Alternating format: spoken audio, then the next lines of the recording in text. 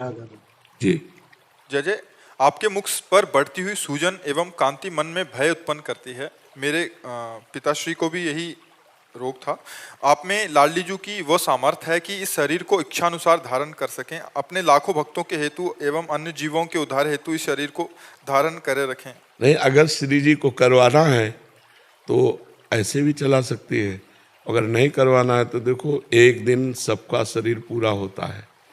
तो अपने शरीर का निमित्त बन गया है किडनी। तो पहले तो सूजन नहीं आती थी, अब धीरे धीरे वो मतलब और डाउन होती जा रही, और सूजन आनी शुरू हो गई, धीरे धीरे और परेशानियाँ आएंगी। तो 18 वर्ष तो ऐसे कट गए। हो सकता है कितना समय और ऐसे कटवा दे, उन्हीं के खेल की बात है। अच्छा, इसका कोई उपाय नहीं है। अगर हमारी आयु इस वर्ष में पूरी होनी है तो आप चाहे दुनिया की किडनी लगवा दो, इसी वर्ष में पूरी हो जाएगी। अगर आयु हमारी 20 वर्ष अभी चलना है तो ऐसे लगड़ते झगड़ते ऐसे पार होती चली जाएगी। तो भगवान की कृपा। अच्छा, हम इच्छा क्यों करें? इच्छा ना करने के लिए तुम बाबा जी बने, इच्छा मिटाने के लिए तुम बाबा जी बने। भगवान से भी इच्छा क्यों करें? जीने की इच्छा क्यों करें? मान लो लाखों का कल्याण हो रहा है तो आपका काम हो रहा है ना। तो ये आपका काम है कि इस पार्षद को यहाँ कितने दिन रखना है, वो आपकी जिम्मेवारी है। आपको लगता है ट्रांसफर, तो करो ट्रांसफर। यहाँ से ट्रांसफर करेंगे, निकुंज में पहुंच जाएंगे। अगर आपको यहाँ रखना तो यहाँ रखिए। हम राजी हैं उसी में जिसमें तेरी रजा है। जो ही प्यारो करे सोई मोहि भावे। जिसमें आपकी राजी उसी में हम राजी। हमको ये सेवा यहाँ मिल रही, यहाँ से हटा दोगे वहाँ सेवा करने लगे। हमारा काम सेवा है, हम सेवा करें। जैसे ऐसे भी कष्ट में भगवान हमको ऐसे रखें, कितनी बड़ी कृपा है आप सबको। हम आनंदित रहते हैं। हम कभी 1 मिनट भी किडनी बीमारी में नहीं टिकते, 1 मिनट भी। एकांत हुए तो फट से हटे हम अपने शरीर से और अपने श्री जी में लगे।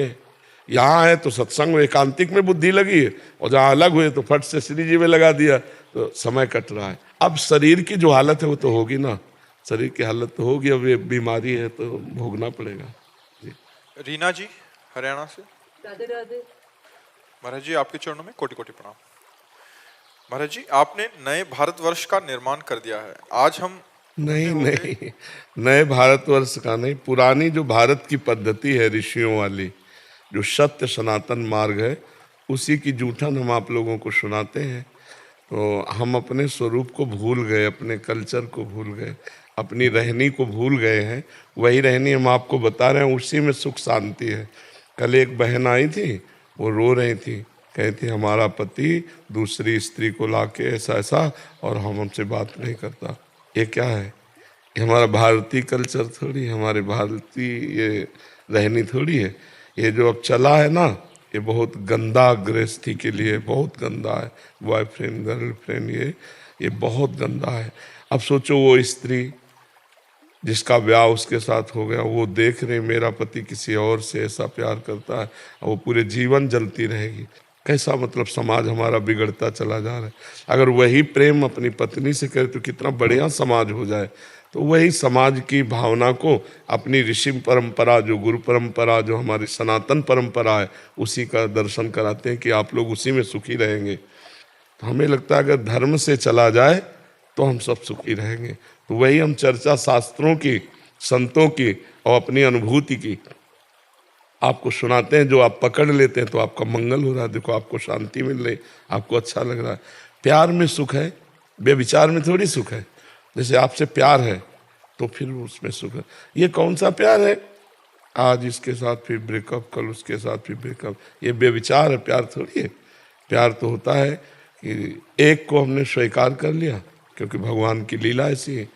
तो स्त्री हो या पुरुष, एक को स्वीकार कर लिया, आजीवन एक में ही बने रहे, तब तो भाई तुम्हारा प्यार सार्थक है।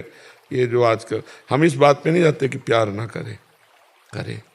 मनुष्य जीवन मिला, बिना प्यार के रह ही नहीं सकते हो।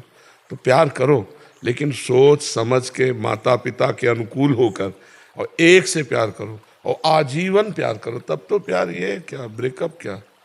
तो फिर ब्याह हुआ तो जैसे वहाँ बॉयफ्रेंड से ब्रेकअप, ऐसे पति से ब्रेकअप।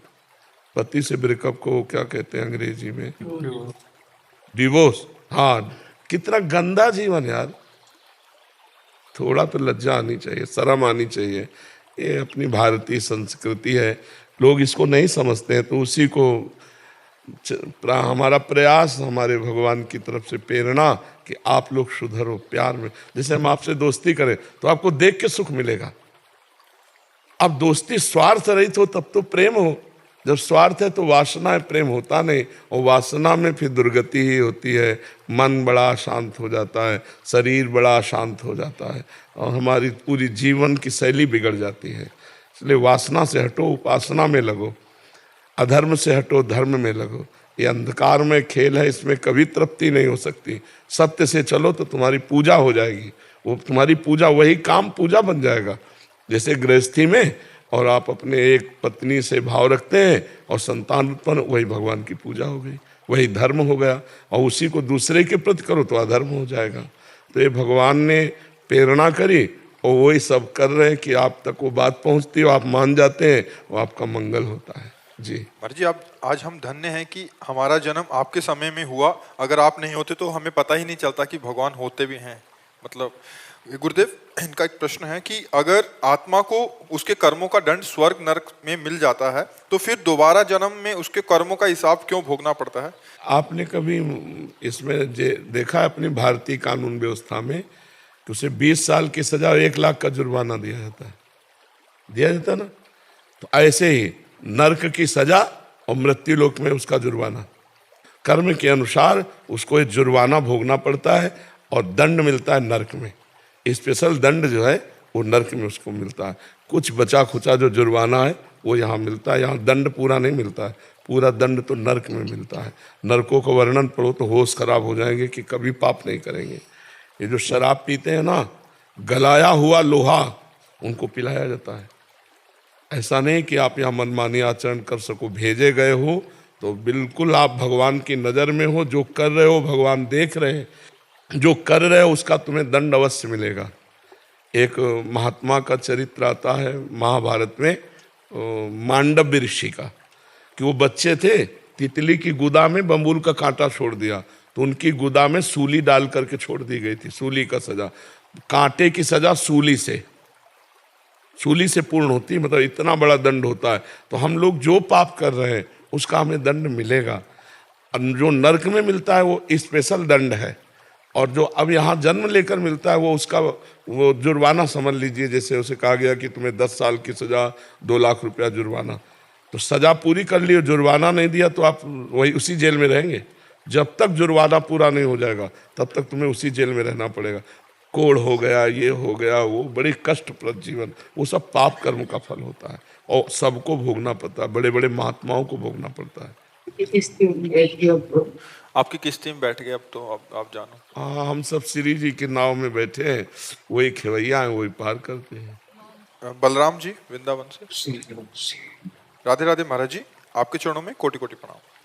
महाराज जी, मेरी अज्ञानता को क्षमा करें। आपने जो परसों के सत्संग में जो कहा था कि शरीर से, मन से, वाणी से जो भी या फिर पूर्व स्वभाववश जो भी आचरण है सब प्रभु को समर्पित कर दो, और हमेशा आप सत्संग में ये कहते हैं कि श्री कृष्ण अनुकूलेन प्रतिकूलस्य वर्जनम। पहले ककारा पढ़े फिर ज्ञान में पहुंच जाएगा, पहले इसे शुरू करो।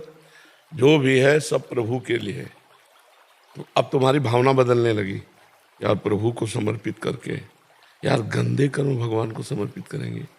अब ये कर्म कैसे भगवान को समर्पित करूं जो गलत, अब जलन हुई ना, उस पर देखना सुनना शुरू हुआ ना, एक दिन आएगा गंदा कर्म होगा ही नहीं आपसे। आप करके तो देखो। जो प्रोसेस कहा जाए परमार्थ का, उसे पहले करना चाहिए। जब करोगे तब आगे तुम्हारे अंदर इतनी जलन होने लगेगी कि जितनी गंदी बातें हैं वो सब अपने आप असहनीय हो जाएंगी और वो सब छोड़ दोगे, सब छोड़ दोगे। करके तो देखो पहले, ठीक है? अच्छे दीर्घ काल तक अच्छे भाव में आकर जो उसमें जो लिखा है, इसीलिए बार बार सुना रहे थे कि इसे समझो। शरीर से, मन से, वाणी से, अहंकार से, इंद्रियों से, स्वभाव से, अनेक जन्म की आदतों से या इस जन्म की आदत से जो जो कुछ हो रहा है वो सब परम पुरुष भगवान सच्चिदानंद श्री कृष्ण को समर्पित कर दो। ये सीधा भागवत धर्म है। अब इसे समर्पित करो, 10-5 साल इसे करके देखो। अगर अच्छे महात्मा ना बन जाना तो हमें बताना, करके तो देखो पहले, ठीक है?